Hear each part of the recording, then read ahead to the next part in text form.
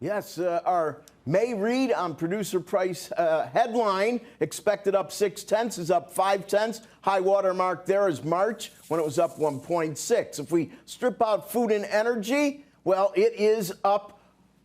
Oh, I'm sorry, that was up 0.8 on headline, up 0.8 on headline, 1.6 high water mark, up 0.5 ex food and energy. High water mark there is up 1.2. If we look at ex food, energy, and trade, it stays at up 0.5. High water mark there, Jan of 21, up 1%. Now let's go to the year over year. Year over year headline, 10.8, and that sequentially is following 11%. The high water mark there was March at 11.5.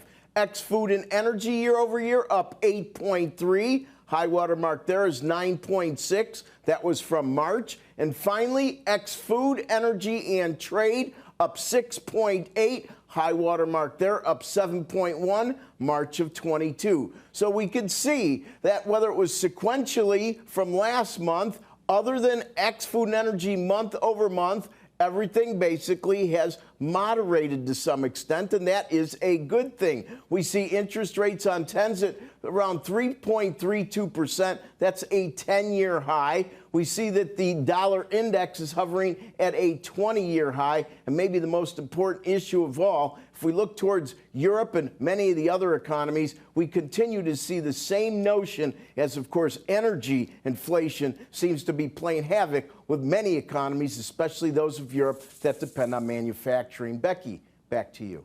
Rick, thank you. Steve Leisman is here. He's got more details on this. Steve, you've been digging through it. What jumps out at you? That we're not getting any help on the goods sector. Goods inflation, the producer level up 1.4%, services up 0.4%.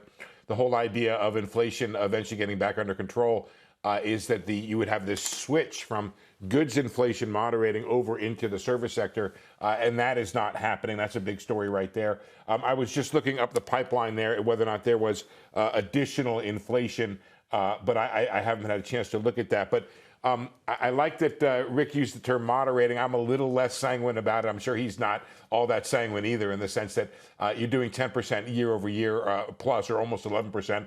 We still have a big problem up the pipeline, and that's going to filter down. And then the question obviously becomes how much that could be passed along to consumers, and whether or not we're at some form of a breaking point of consumers rejecting these higher prices and businesses unable to pass them along, and that would hit profits. Becky?